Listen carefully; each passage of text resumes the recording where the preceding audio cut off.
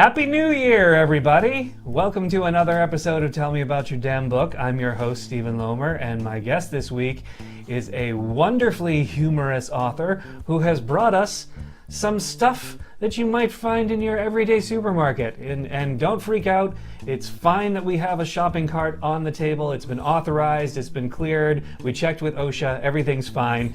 So ladies and gentlemen, please help me welcome F.B. Bennett. Hello, welcome. Hi. I'm so happy to have you on the show. Oh, it's an honor to be here. Excellent, excellent. Now, I did some exhaustive research on you because we have a huge research department here at Tell Me About Your Damn Book. And I'm told that you were born in Philly. Is that true? Yes, that's exactly right. Okay. City of brotherly love. City of brotherly love. Go Eagles! Go Eagles! Go Eggs! Not so much this year, but anything's possible. Yeah, definitely. And then you've lived in New Jersey, Yes. Florida, and Massachusetts, and you currently live in New Hampshire. Yes. With your family. Correctamundo. Okay, all right. All of that checks out. So you research people won't be fired this week.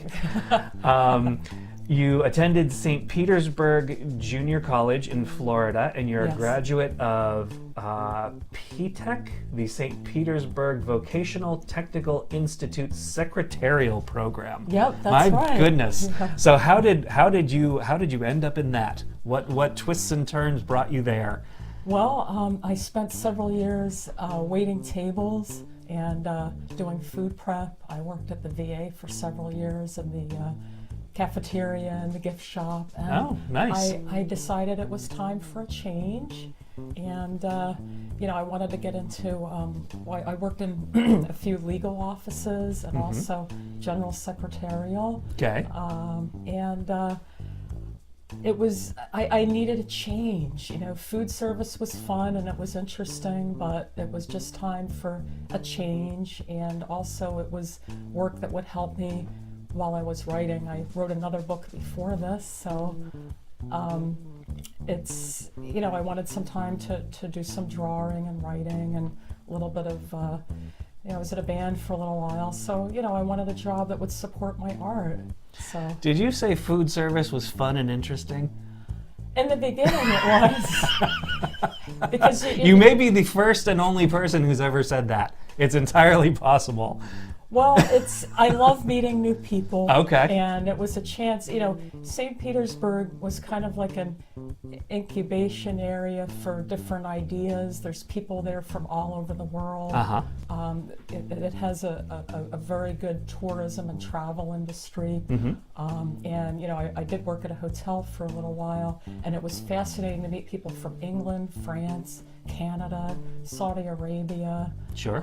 Even a few people from like South Africa. Uh-huh. And then you have your people from the Midwest. So it was interesting to, talk to people from Wisconsin and Nebraska and places like that. It was really it was kind of like California or Las Vegas. It's an area where so many people come from all over the world, and some of them are just visiting, but others decide to settle there and start businesses and so on. Sure. Very vibrant, diverse community. Yeah, absolutely. Okay, and then I have in my notes here that you were a chorus geek. Oh yes, That's something we have in yes. common. What constitutes in your mind a chorus geek? Well, it's somebody who listens to the radio and records all the time and knows most of the lyrics of the songs that the chorus teacher chooses. In junior high, we not only sang Christmas songs, but we also sang Bohemian Rhapsody. Wow. We sang Evergreen from A Star Is Born. Sure. And then, like in high school, we sang some songs from Fame and a chorus line, and sometimes I would have a lead part, or there'd be, I would be with one or two other girls or guys, and we would sing some of the parts of the song, like a duet or a trio. Yeah. And I know so many lyrics. I love music, so I know so many song lyrics. Even like the Rolling Stones, the Beatles, Linda Ronstadt, Sure. all the classic rock. And, Nice. That's it's like when someone says they're a band geek. It's kind of the same idea. I was a little nerdy and I knew all the music, and just had a lot of fun with it. You were a little nerdy. I don't believe it. You were also a basketball player, though. So in addition to being a chorus geek, you were a jock as well. You must have been popular with everyone. Well, it was a lot of fun. It was fun to have everybody cheer our team on when we were on the court, and it was a good camaraderie. Kind of like when people are on, in the fire department together or the police department. We're all a team and try to help each other out. And it was like a sisterhood. It was a girls' team, so it was a lot of fun. And then sometimes we'd watch the boys' varsity when we were finished, and that was a way to meet people too. The road games were fun because we got to meet a lot of people, and it was so much fun to jump and shoot and pass, and just to be doing something, an activity where you're getting some movement. And, Sure. you get to, jump shots are fun. Yeah. Passing behind your back. So you had some moves? You had some flashy moves? A few, but Okay. I wasn't the best dribbler, so. Not the best dribbler. Okay. All right. So you kinda got a few fouls overcompensated. here and there? Yeah, or someone would steal the ball, but I enjoyed the offensive and defensive rebounding, and they usually chose me for the tip-off because I could jump. Nice. Nice. White girls can jump. Yeah. See that? And then for your hobbies, singing obviously makes sense, yeah. and now and poetry and writing. But let's focus a little bit for a moment on playing guitar, because a picture surfaced recently on social media of you wearing what looked like the Minnesota Vikings colors, the purple and gold, and you had yourself a Gibson SG, if I'm not mistaken, if I'm remembering correctly. It's a Gibson Epiphone. Oh, And, you had an Epiphony. Okay, all right. That was a birthday present a few years ago. Okay. And actually, the jersey is the basketball jersey I wore for my high school. The high school had an auction. You could donate a few dollars to charity, and then they would send you one of your sports jerseys. So I was like, yeah, I'm up with that. Sure, So I sure. put that on, and then. Well, the guitar is it's more of a hobby. Like when I was in the band, I sang, so the guitar lessons were later. They were in my 20s. And but it's fun. It's so much fun to listen to the radio, try to figure out the licks to a song or figure out the chords. And I can play a few songs, but don't call me Jimmy Page or Eddie Van Halen. Wish I had known sooner. We could have had you on here rocking out Yeah. with your Gibson SG or your Epiphone. Sorry, Yeah. my mistake. I know the difference. The difference is about $1,000. Yeah, amen. So now, you have all these sort of twists and turns in your career. Yes. Where does writing come in? How do you pivot into writing?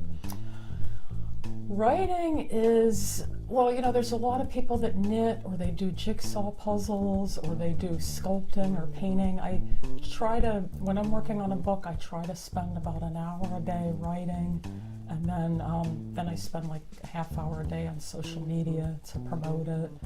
And so it's the same time everyone else would spend painting or whatever. And it takes a lot of discipline, it takes a lot of focus, and that's why it's good to do it when things are quiet and the kids aren't home from school yet. And but it's a lot of fun. I enjoy it, and I hope that I've had some compliments on my last book, and it's nice to be recognized for doing something that's fun, for doing something you love, and somebody notices it and it entertains them, and that makes me happy. Sure. We need to step away for a moment. We will be right back with F.B. Bennett.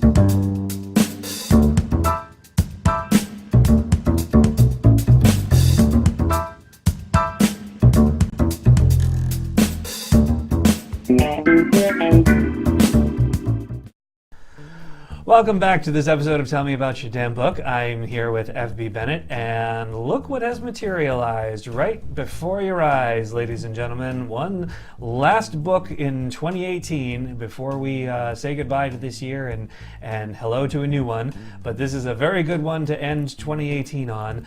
And I am going to go ahead, get right to the hook, get right to the gimmick, and say, F.B. Bennett, tell me about your damn book. Okay. Well, the premise is, it's based on the Market Basket boycott of 2014. Okay. And well, let's pause there for a second. First of all, let's give them the title. It's Trouble at Harry's. Yes. In case they're looking on Amazon, and let's set the table for all of our West Coast viewers and Deep South viewers who have no idea what Market Basket is. Okay. Let's set the table for them. So Market Basket is a local supermarket. Yes, it's a New England grocery chain. It's in 3 states, Massachusetts, New Hampshire, and Maine. Okay. But I feel the story is very universal because everybody has, worked somewhere or had a friend or relative that worked somewhere where there was some labor strife or there was some employment insecurity at some point in time. Sure. And there's been a time where they've had to stick up for their manager or their CEO or what they believe in in the workplace. So what happens here is the fictitious chain is called Hungry Harry's. Hungry Harry's. Okay. All right. That's great. Good. And I created a small shopping bag. Actually, that's a whole other story. The publisher wanted some photos and ideas for the cover. So I filled up this little shopping bag with groceries and I created a logo and everything. And then the design department came back with that cover. And then, of course, on the back, I wanted a bunch of shopping carts. And so they did that for me. And that's why we had the shopping cart, people. See how it connects? You see how it's all related? We had the shopping cart, and it's Trouble at Harry's. So, yes. Yes. Okay. So there's been several documentaries on the boycott itself, and it gained national attention. There was even the Wharton School of Business at University of Pennsylvania was talking about it in their curriculum. Also, a few other colleges, their business departments. So this book it's a play-by-play of the boycott, but it has the unique perspective of being the only book written by an actual employee who's in the front lines of the cash register, the checkout area. I wanted a book for employees by an employee, and also for customers. Sure. But this is like it's a diary of a typical workday, but it's also the fearful parts of a boycott, but also the humorous parts of a boycott. And I believe that humor can be found in almost any situation. Sure. And this book is it's meant to be a relatable tool. Anybody who's in the retail industry can relate to it right away. Also, any CEO or manager can relate to it right away because all of them are depicted in such a way. And like I said, bring a little humor into it and read it for yourself. It's PG-13. Okay, good. So, unlike all that other smut that you wrote, all that drug use and murder, right? Okay. All the sex, drugs, and rock and roll. Sure. No, this is I wanted to. The other reason I wrote the book was I wanted to challenge myself. Some people run a marathon and that's a challenge. This was my Boston Marathon. This was making a 360-degree turn and writing a book that's the opposite of the book that I wrote before. Sure. Sure. This one's isn't dark. It's light. It's humorous. It's it's something that the everyday Joe or Jane can relate to. Sure. In addition to bosses too. So. Sure.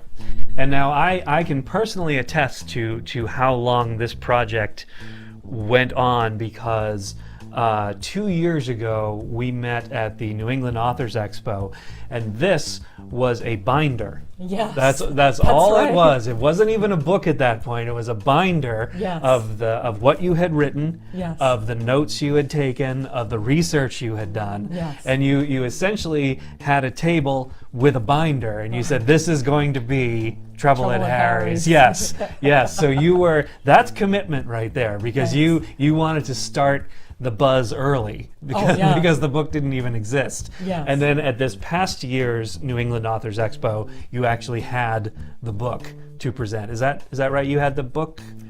Well, was it done at that point? Well, at the time it was in the corrections phase. Okay, So, but it was that close. It was actually because it came out in October, so it was only a Right. couple months shy. And like most people that do any kind of a job, I wanted to present the best possible product that I could. Sure. And it did have some, a few grammatical errors. It also had there was a little bit, some of the chapters were a little fat, so to speak. Had to trim the fat and get more to the nitty gritty. Sure, so sure. That put everybody to sleep. Yeah, So- no, you don't want that. You definitely don't want that. And so, what's next for you now that Trouble at Harry's is a thing? Where do you go from here? Well, a lot of promotion Okay. on social media. I plan to have a couple of signings either at bookstores or senior centers. Senior centers are like an untapped audience because There's a tip for you. Yeah. So yeah, this would be a good gift for grandma or grandpa. There's a character in it who's on the cusp of turning 80 who's very inspiring. Okay. And there's a few characters of different ages, so it's a little bit of something for everybody. Okay. All right. So you're going to focus on this one, and you don't have another book in the works beyond this? Not at the present time. Okay. I want to take a break. Sure. And, We all do. See what happens. Yeah. We all reach that point. Yeah. It's time to take a year or two off and just spend more time with the family and Sure. my other hobbies. Nice. Okay, good. So we have a segment on the show, and it's called The Five.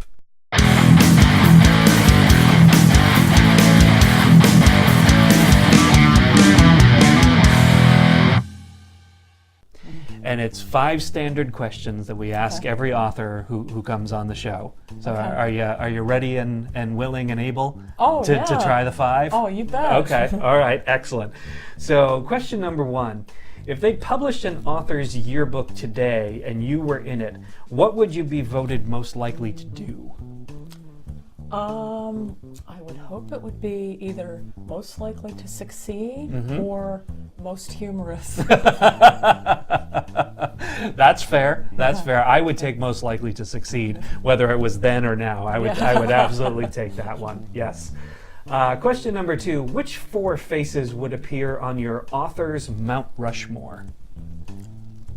That's a very good one. Thank you. I came up with that myself. Well, excellent. The first person would be definitely S.E. Hinton. S.E. 'Cause Hinton. I love The Outsiders. Oh, that's Tex, brilliant. Rumblefish. Sure. Those books inspired me to write. Yep. And I love the fact that she wrote one when she was only a teenager. Yes, The that's Outsiders. right. Sure. And so she would definitely be there. I love all her work. Okay. And let's see, who else? Judy Blume. Judy I love Blume. Judy Blume. Okay. She inspired me also. Uh-huh. The other person would be more of a director-producer. Okay. But Norman Lear. He's Oh, royalty. sure. Yes. I loved every show that he ever produced. Yeah. His mind is amazing. Uh-huh. And let me see, who would be the 4th person? I don't know. Who would be the 4th person? I would have to think about that. Well, one of my all-time favorites, it would be a tie between, I love Robert Parker. Okay. His Boston stories, excellent. I loved Spencer for Hire. That inspired me a little bit on my first book. Okay. And then it would be a tie between maybe Sue Grafton. I love Sue Grafton. The Alphabet Mysteries. Alphabet, oh yeah. My God. Sure. They were so well written. The characters were very believable. And yeah, you had your villains, you had your good guys, you had your good girls. And, Sure. And I loved her character Henry, the grandfatherly landlord, and Kinsey. Kinsey was a winner all the way around. Just a cool girl. Yeah, that's a really good Mount Rushmore, and I have to say, beyond a shadow of a doubt, you're the only person who's put Norman Lear on their author's Mount Rushmore. So that is unique. That is very good. But I wholeheartedly agree with that choice. That is a really good one. Thank you very much. Question 3: what's something about you that almost nobody knows? The laughter. That would be the laughter at the question. That's interesting. Yeah. Also, he knows.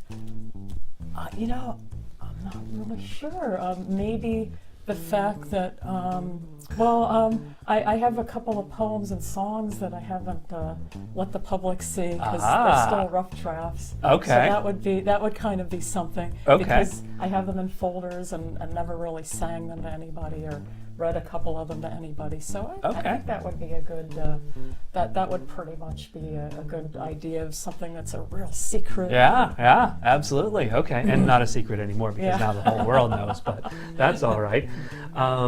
Question 4, what is your favorite curse word, and in what phrase would you be most likely to use it? Ooh. That's another good one. That's a good one. That's my favorite because you never know what you're going to get with that one. Oh, for crying out loud. Is that it? Is that the one? That's the G-rated one. Some of the Spanish ones are very interesting. Okay. I don't know if I should repeat any of them. Go right ahead. I caramba is a good one. Okay. That's like, oh darn. And then another one might be, I don't know if I want to repeat the other ones, but they're very colorful. All right. They kind of pretty much sum it all up if you're having a really horrible day. Fair enough. And question 5, if the world ended right after this video, what final message would you want to convey to your fans? Try to enjoy every day and try to enjoy every moment of every day. And be thankful for what you have and the people that you have in your life. And if you have pets, the pets that you have in your life, and just try to enjoy every day and find something good in every day. Be thankful that you woke up. Be thankful that you woke up, fans. Be thankful that you woke up and read the books. Now, that would, under normal circumstances, that would be where I would wrap everything up. But if I recall, is there a jingle? Yes, there is. Is there a jingle that you came up with for Trouble at Harry's? Yes, it's on my Facebook page and my Twitter account. Yeah, I was fooling around with the guitar as usual. Okay. And the motto for the store where I work, I was thinking of something that would be a sentence that would be just as long, or short, if you will. Okay. And I kept thinking, when I started writing this book, I was thinking, well, my store needs a jingle. That would be cool to have a jingle. But then, so I just figured I'd save it for the book and for promoting my book. So the jingle is actually a trailer. Okay. So basically, like I was visualizing this commercial, and you can see it on my Facebook page. Okay. But it goes, someone calls from the other room. Are you starving for value? Shop Hungry Harry's. Very nice. Okay, short and Very sweet. nice. Short and sweet. To the point. Yes. Yeah. And on pitch. That was beautiful. Thank you. The chorus geek in me. That was great. That was great. Thank you. Well, that's all the time we have for this episode of Tell Me About Your Damn Book. I would like to thank my guest, F.B. Bennett. Thank you so much for being here. Oh, thank you. The book is all mine. Trouble at Harry's, and it's available on Amazon? Yes, barnesandnoble.com, goodreads.com, kobo.com, And an autographed copy is available on eBay, and I've posted the order number on Facebook. Nice. There you go. Thanks for being with us, everybody. Cheers. Cheers.